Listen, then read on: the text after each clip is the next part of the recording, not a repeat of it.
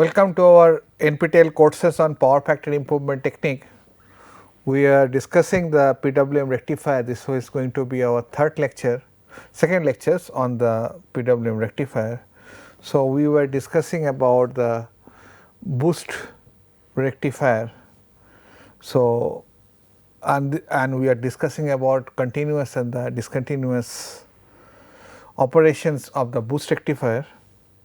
Now, the advantage of this, we can have a open loop approach also, but open loop approach, of course, it is simple because you do not take any feedback. Once you do not bother to take feedback, so your system may be simple, but your accuracy will be a question mark. So, for this reason there can be disadvantages that can be the higher peak current,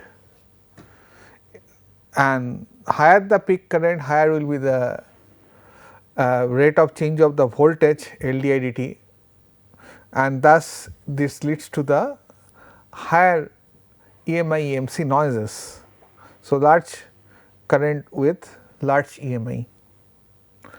Like other DCM applications, the approach is usually restricted to only for the low power rating up to 200 watt, and where for sake of the rating or for the reduction of the cost, you just allow to operate into the open loop.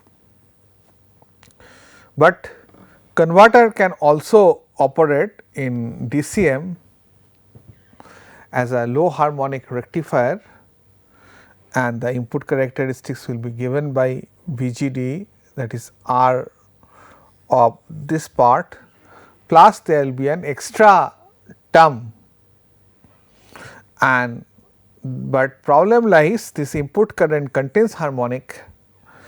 If this Vg is significantly greater, this V is significantly greater than Vg, then this harmonic will be, because this part is a harmonic contributor.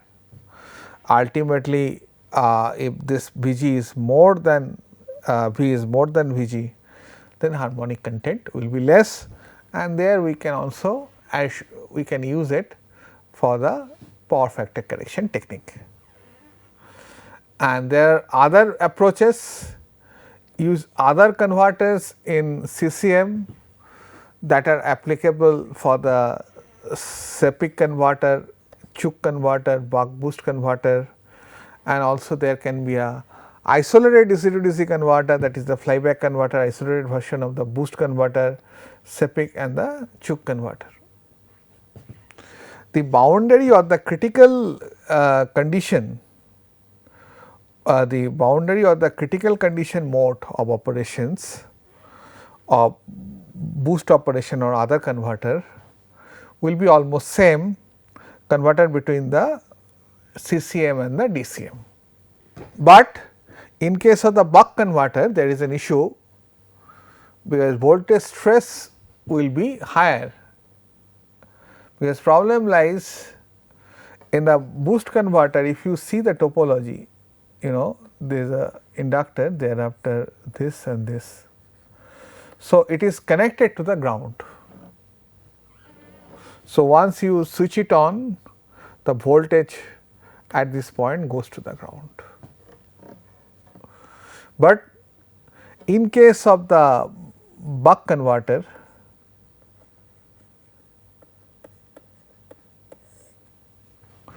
if you switch it on, generally it connects to supply. So, you got a higher voltage stress. So, you have to see this problem. Thus, what happened?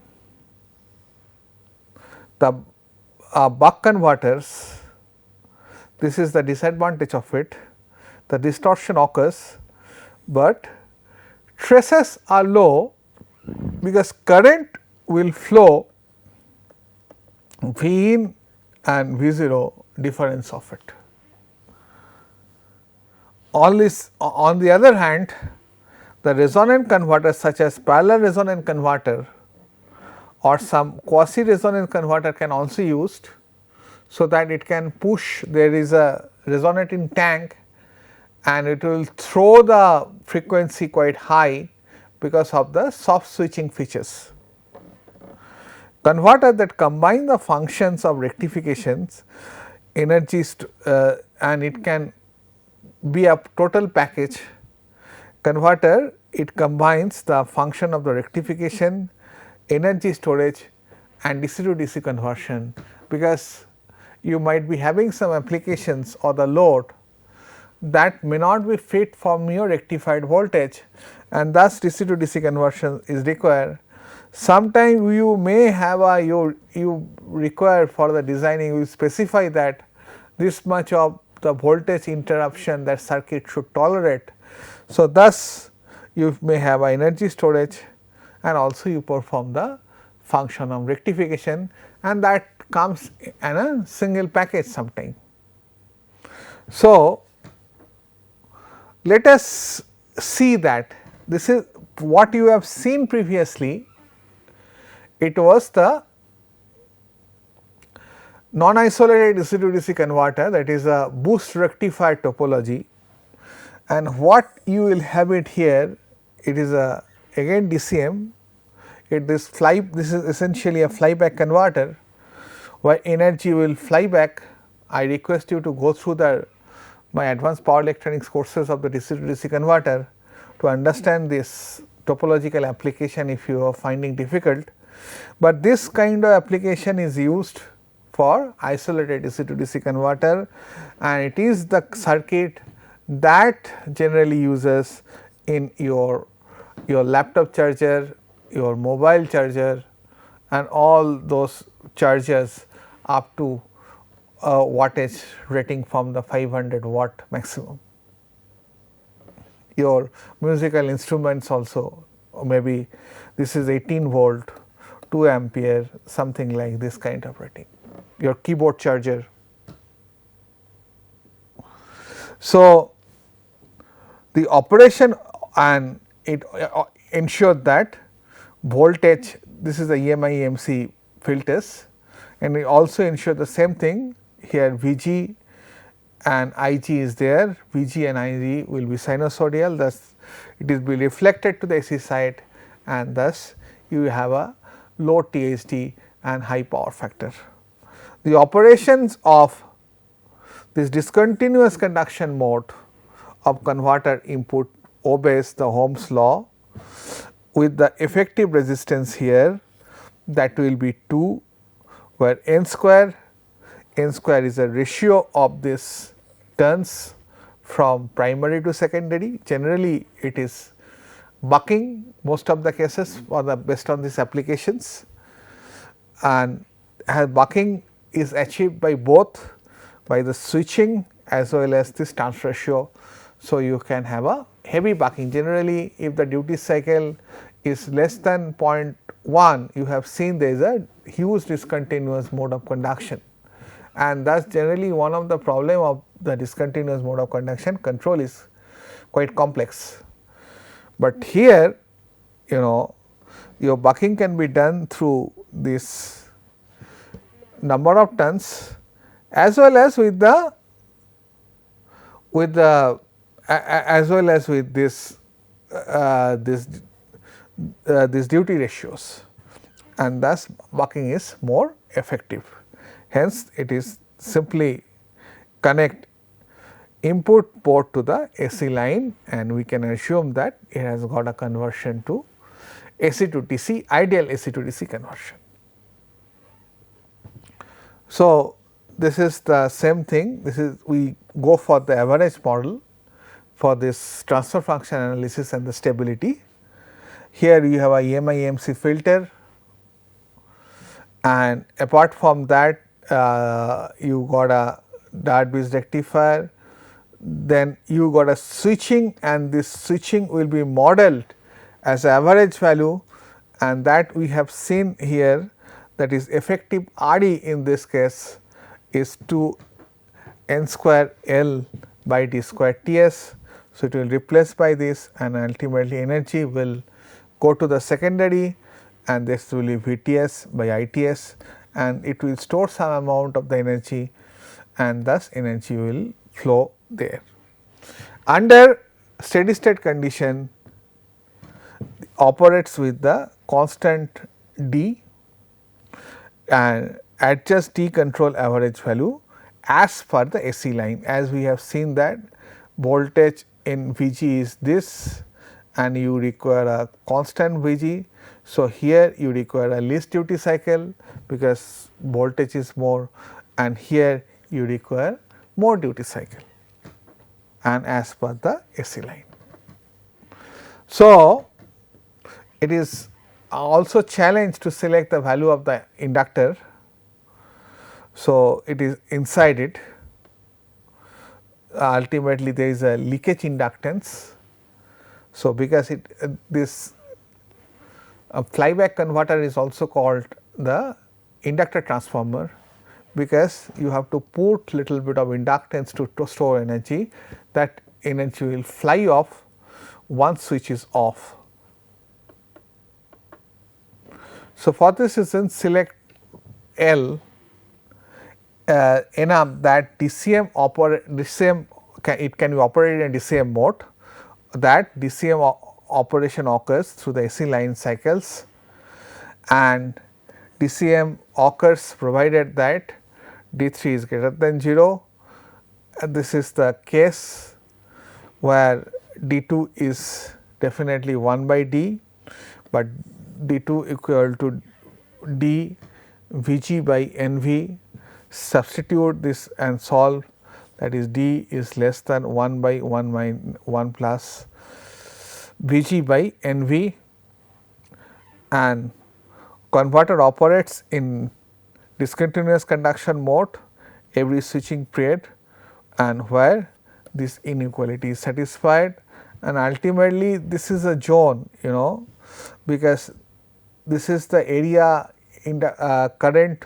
Once this switch is on, current will go off.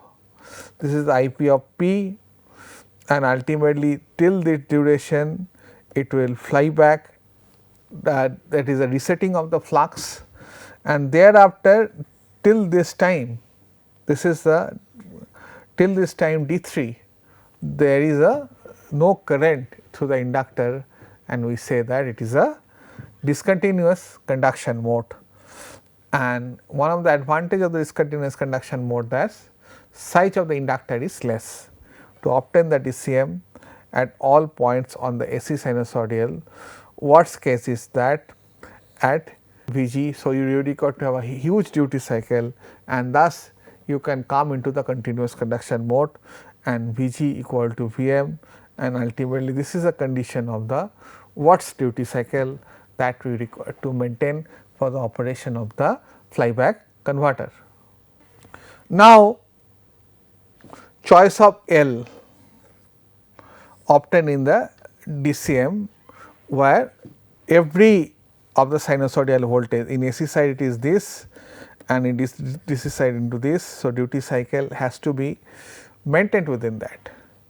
So, we have D is 1 by 1 plus Vm by Nv with V RMS by AC RMS equal to R by Re and thus substituting this expression we can have the value of D equal to 2 Nv by Vm by under root L by RT. So, we can solve for the value of the L, that is quite important for designing the value of the transformer in case of this isolated DC to DC converter. So, L will be less than L critical, that value will be given by R by RTS by 4 1 plus Nv by Vm square. So, what is the worst case design? For variation in the load resistance and the AC input voltage, the worst case occurs at maximum load power and the minimum AC input voltage, that is a challenge.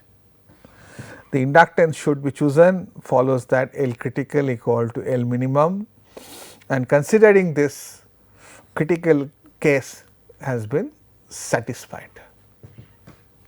So, how you do that?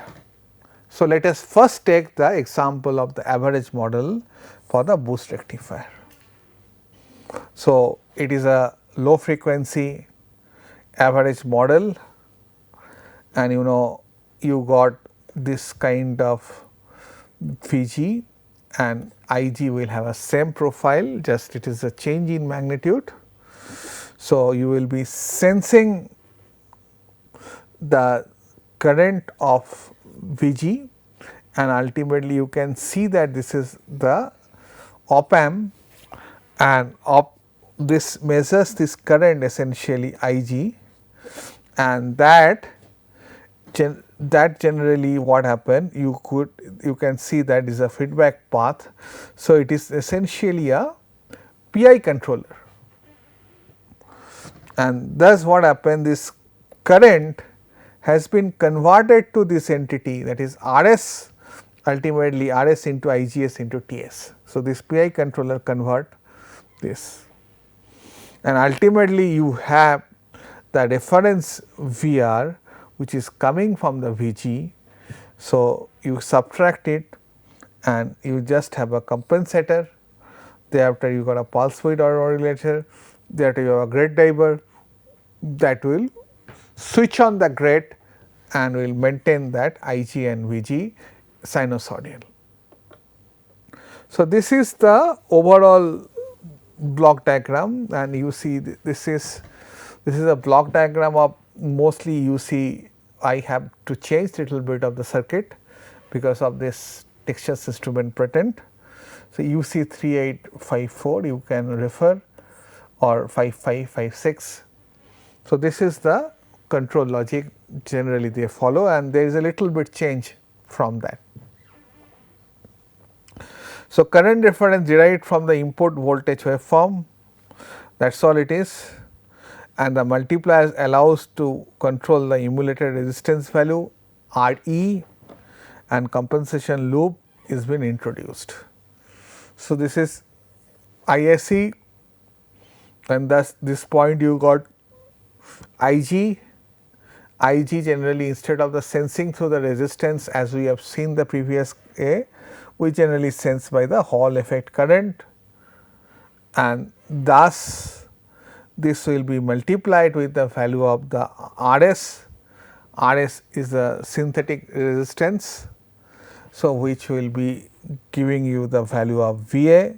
Similarly, you have Ig and you have a V control, you will multiply, multiplication gives you the power.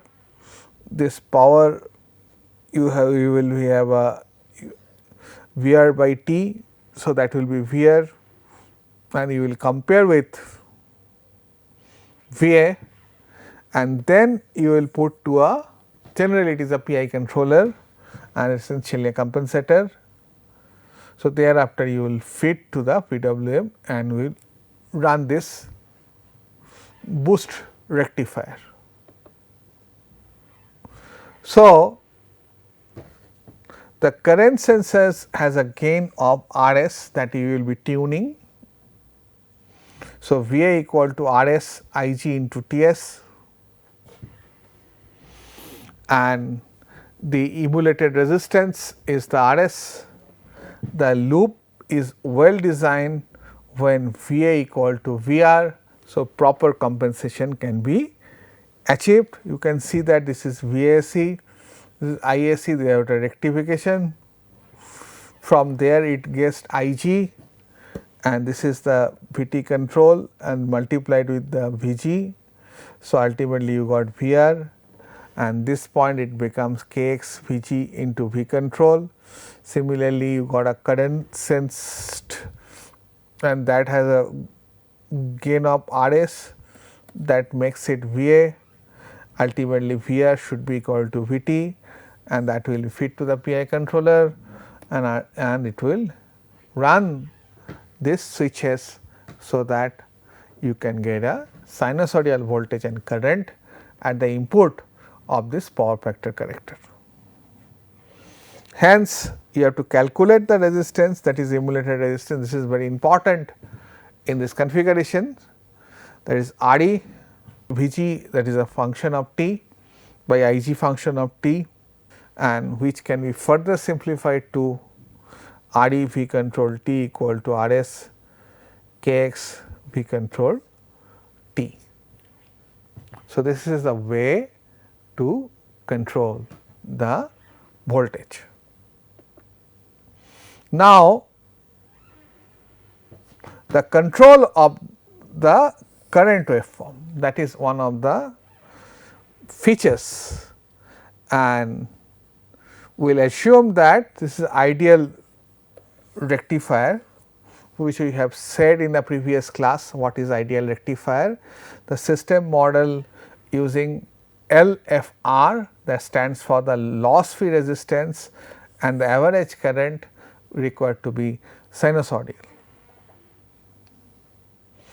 Ultimately, this is VSC, this is ISC, this is rectification, and at this point this is DC Ig, that is a rippled 100 hertz ripple, and as voltage is also 100 hertz ripple, that you got a effective Re, and so on, you calculate this. Now, see that how you can achieve in actual current control mode. An output voltage feedback loop adjusts the emulated resistance Re such that the rectifier power equal to the DC load power and P average equal to P load. An analog rectifier introduces the dependency of Re and Vt. So, you can see that how does it work, that is your Vg, and thereafter that is in this kind of form, please mind it, and ultimately you got Ig. Ig will have this kind of form. You will be sensing the resistance, there is a sensor resistance, and this is nothing but a PI controller, and you got V. And from Vg you get the feedback, this is the outer voltage control loop. So, this is Vt and this is your reference voltage, that voltage you wanted to keep it, and ultimately you require to process the gain because it is the DC, and here you put it, and this Vg and this error has been multiplied, and thus from there with the transfer function we generate the V reference. It means that if there is an error, so it will be multiplied and you will be keeping this error value more. So, essentially you are changing the reference value of Ig. If the error is less, Ig will come down here, if reference value is more, Ig will come down like this. So, this is the way you are changing. So, essentially you are shifting the value of the envelope. So, that is the task of this job, and thus you have an error, that you are feeding to the compensator, there you got a pulse width modulator, and thus you are designing or the switching the switches. Now, there is this is the feedback combination. We can have a feed forward, that for the faster action, and that also sometimes helps to cancel out the noises. Feed forward is something we use to cancel out the disturbance voltage Vg. To maintain a given power throughout P average, the reference voltage V ref of T should be P average Vg Rs by this one, and from there, so you got a Vg and thus you got Ig, and this is the rectified boost topology, and you sense the value of Ig, and you got a, from there you put to the PI controller, and thus you get the Va star. Here you generate the Vg and you generate the peak of it. That also ensures that whether there is a sag in the voltage or not. So, this value will come and that is value of the Vm.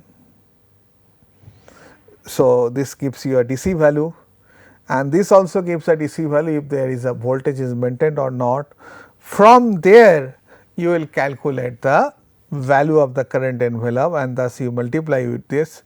So, it will take the input whether there is a sag, if there is a sag then voltage duration required to be increased. So, for this reason that input has been taken care of and also if there is output error that also taken care of and accordingly you generate the this VRF profile and that will be compared and this will be then switch it on. This is the feed forward mode and this part is the feed forward and that will ensure that the disturbances here because of the sag or swell has been eliminated. So, this is the purpose and you get a constant DC voltage here. Furthermore, so we shall continue with the feed forward operation. So, the control of the current waveform, the controller with feed forward produces the following reference. You can see that here,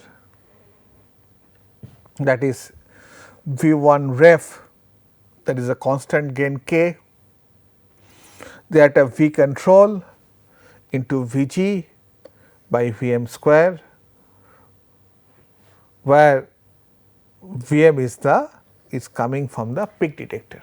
So, that is mainly that gives the information whether voltage is healthy or not. And thus, the average power is given by P average kV voltage by TRS, because if there is a voltage sag, average power will may come down. So, in that case Vg is the power, otherwise it is same feed forward logic has been used here. Now, we based on that we can go for the small signal analysis. This is a quite important aspect while controlling the or the designing this DC to DC converter or AC to DC converter followed by a DC to DC converter. So, we have this perturbations. So, this is the perturbed term and this is the average value for Vg. Same way duty ratio has been perturbed and we can rewrite it like this, and IT can be perturbed, it can rewrite like this, V can be perturbed, V1 can be perturbed, I2 can be perturbed. So, this is the I1 in the AC side and I2 is in DC side. So, what we can say here, the variation of the Vg and I1 and D are not small. So, we are faced with the designing a control system that exhibits significant nonlinear variable. So, if you try to solve by the linear control, you may not achieve a satisfactory results for designing this DC to DC converter. And we can say that when the rectifier operates near steady state, then we can say that it is V of t, this is the average term and this is the perturbed term or the disturbance, and in that case the average value is much greater than the perturbed value. So, you are operating at the very close neighborhood of it and thus you can apply the small signal analysis. In the special cases of the boost rectifier, it is sufficient to linearize the equations of the average current mode controller and thus you have equations of L di dt equal to Vg minus dt of this. Thereafter, we can substitute this value with the perturbed and the average term and thus it will take this kind of values, and what you can see that this term is a nonlinear term, but it is a multiplication of the two small quantities, and thus we can neglect the higher degree small order. So, nonlinear term is much smaller than the linear term, and hence it has been discarded, and thus we can obtain that L di dt equal to V g minus dt, and from there this becomes the equivalent circuit of the small signal model, where I g by d s equal to V by S L, and thus this is the approximations of the quasi static approximations. And what we can say that in the previous approach, not sufficient to linearize the equation needed to design the rectifier average current controller for Buck, Chook, Sepik and other converter topologies.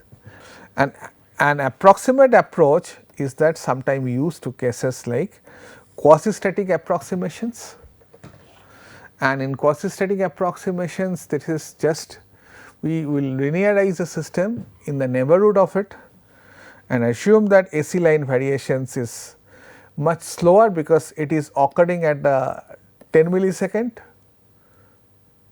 Ultimately this is the cycle for the rectified site, and if you take to the AC cycle it is the 20 millisecond. So, that is what we can say. We assume that the AC line variations are much slower than the converter dynamics. So, that rectifier always operates near at the equilibrium. The quasi resonant operating point changes slowly along with the sinusoidal, and we can find the slowly equilibrium duty ratios. So, this is called the quasi static approximations, and that we shall apply to our boost buck and buck boost converter. Thank you for your attention. We shall continue to discuss about and its control technique, not only the understanding of this boost rectifier and the PWM technique, but also how can you design and implement it in practical life, that also we shall discuss with some detail because of the lack of time. Thank you so much for your attention.